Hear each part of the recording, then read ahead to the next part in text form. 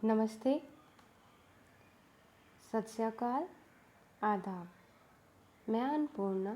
आज हम लोग बात करेंगे UP higher education service commission की ओर से होने वाले जो एग्ज़ाम्स असिस्टेंट प्रोफेसर के लिए, उसमें एजुकेशन सब्जेक्ट कोड जिसका 38 है उसकी बात करेंगे कि इसमें क्या क्या क्या क्या सिलेबस में आएंगे। तो इसका जो पहला पार्ट है, part A, philosophical foundation of education.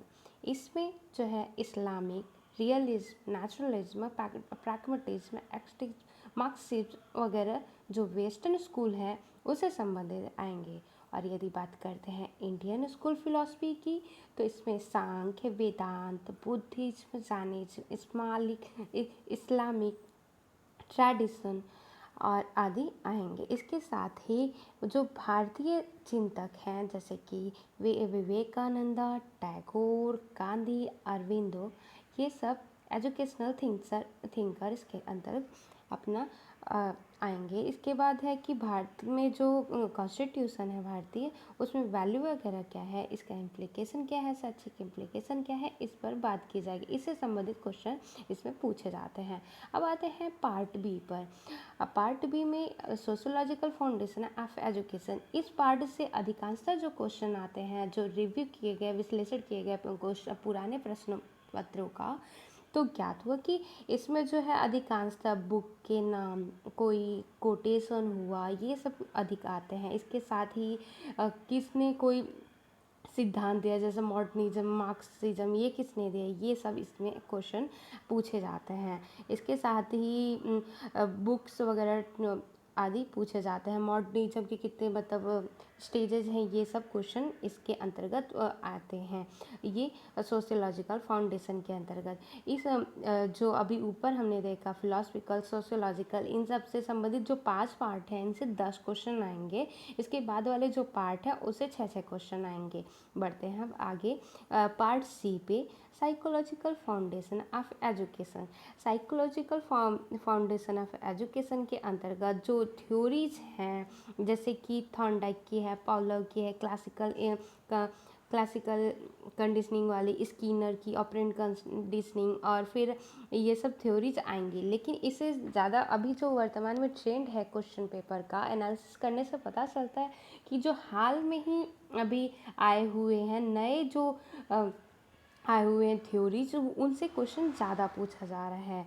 जैसे कि टॉलमैन की, लेविन की, गैनी की, फैक्टर इन्फ्लुएंसिंग थ्योरी, ये सब जो है क्वेश्चन ज़्यादा प्रश्न पत्र में आ रहे हैं। इसके साथ पॉलर की कंडीशनिंग थ्योरी और थॉर्नडाइक वगैरह की, तो ये तो पूछी ही जाने वाली है।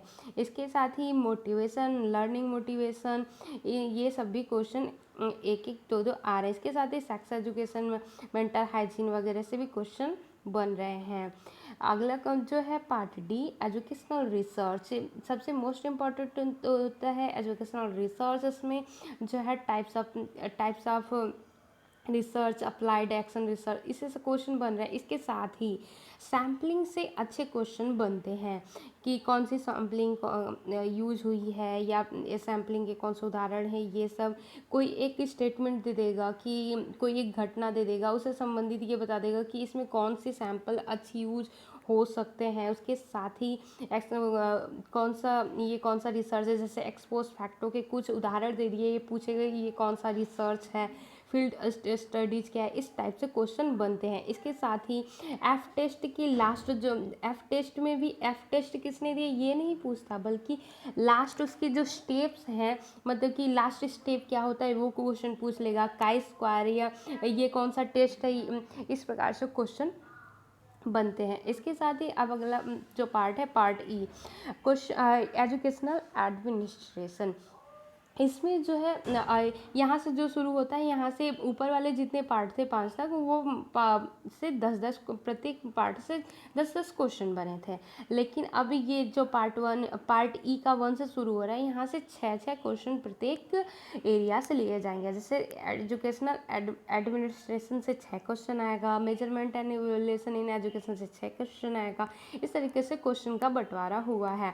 तो इसमें एजुकेशनल एडमिनिस्ट्रेशन क्या है, कॉन्सेप्ट ऑफ ऑफ लीडरशिप किसने दिया है, इसमें कौन कौन सी थ्योरीज हैं, leader of style of leadership, ये क्वेश्चन ये सब आते हैं। इसके साथ ही सुपर एजुकेशनल सुपरविज़न का नेचर क्या है, ये इन सब से क्वेश्चन बन रहे हैं। इसके साथ आते हैं पार्ट ई का 2 measurement and evaluation in education. इसमें जो है एनआरटी या सीआरटी से तो हर बार एक क्वेश्चन आता ही आता है। इसके साथ वैलिडिटी क्या है, इसके जो फॉर्मूले हैं निकालने के, उन सब से भी क्वेश्चन बन रहे हैं। नॉर्म्स क्या है, यूजिबिलिटी क्या है, ये सब चीज़ें क्वेश्चन में आ रहे हैं। इसके साथ ही टी स्कोर के जैसे सूत्र क्या है, सी स्कोर्स क्या है, स्टेनाइन क्या है, और अभी जो हाल में ही न्यू ट्रेंड आया है ग्रेडिंग क्या है, सेमेस्टर क्या है, सेमेस्टर सिस्टम क्या है, ये सब सारे क्वेश्चन बन रहे हैं।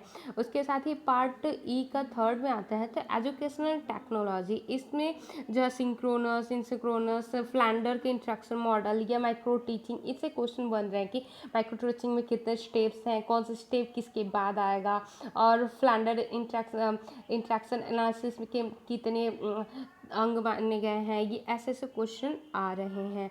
इसके साथ ही मॉडल्स ऑफ टीचिंग, ये जैसे कि कोई मॉडल ऑफ टीचिंग दे दिया है, ये किसने दिया है, ये क्वेश्चन बन रहे हैं। इसके आगे जो कम्युनिकेशन प्रोसेस से भी क्वेश्चन आ रहा है। कम्युनिकेशन प्रोसेस में जो नॉर्मल वर्बल नॉन वर्बल इससे नहीं बल्कि हाई लेवल के क्वेश्चन बन रहे हैं। इसके साथ ही डिस्टेंस एजुकेशन क्या है, इसमें कौन कौन से यूज हो रहे हैं, क्या क्या ये मीन्स यूज रहे हैं, मेथड क्या है डिस्टेंस एजुकेशन का, इससे क्वेश्चन बन रहे हैं।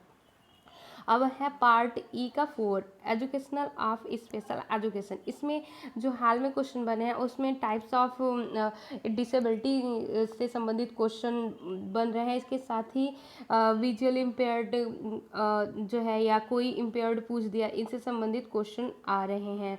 लर्निंग डिसेबिलिटी से भी क्वेश्चन पूछ रहे हैं, जैसे कि डिस्कलकुलिया क्या है, ऐसे ऐसे क्वेश्चन बन रहे हैं। इसके बाद है टीचर एजुकेशन, ये सबसे नया पार्ट है और टीचर एजुकेशन से भी लगातार क्वेश्चन आ रहे हैं कि टीचर एजुकेशन नेशनल पॉलिसी जो 1986 है, इससे भी क्वेश्चन बन रहे हैं कि types of teachers education programme क्या है, एजेंसीज क्या हैं, इन सबसे भी और करंट प्रॉब्लम क्या है, इससे क्वेश्चन आ रहे हैं। इस तरीके से कुल मिलाकर के यहाँ पे एक समरी दी हुई है कि जो part A B C D है, इससे कुल मिला के 10 क्वेश्चन आएंगे। कुल मिला के चारों से 40 क्वेश्चन हुए। और जो पार्ट ई का 1, E2, E3, E4, E5 है, इससे प्रत्येक एरिया से 6-6 क्वेश्चन बन रहे हैं। कुल मिला के जो है 70 आइटम्स होंगे और 70 आइटम्स के प्रत्येक आइटम के 2-2 नंबर निर्धारित हैं। और जो 30 क्वेश्चन बचे, 100 क्वेश्चन में से 30 क्वेश्चन वो जीके जीएस से होंगे। तो इस तरीके से ये आपका सब्जेक्ट जो है बहुत महत्वपूर्ण रोल निभाता है। यदि आप असिस्टेंट प्रोफेसर के लिए मतलब पद पे जाना चाहते हैं तो अपने विषय पर मजबूती रखिए, प्रत्येक टॉपिक को अच्छे से क्लियर करिए, कॉन्सेप्ट को पढ़िए। यदि आप पहले नेट, इसके लिए आप नेट के जो पेपर्स हैं ओल्ड पेपर, उसको भी सॉल्व कर सकते हैं। इसके साथ ही आप मॉक टेस्ट भी लगा सकते हैं जो एनटीए ने दिया है, और इसके बाद अच्छे से प्रिपरेशन दीजिए और एग्ज़ाम दीजिए। तो आज के लिए बस इतना ही, धन्यवाद।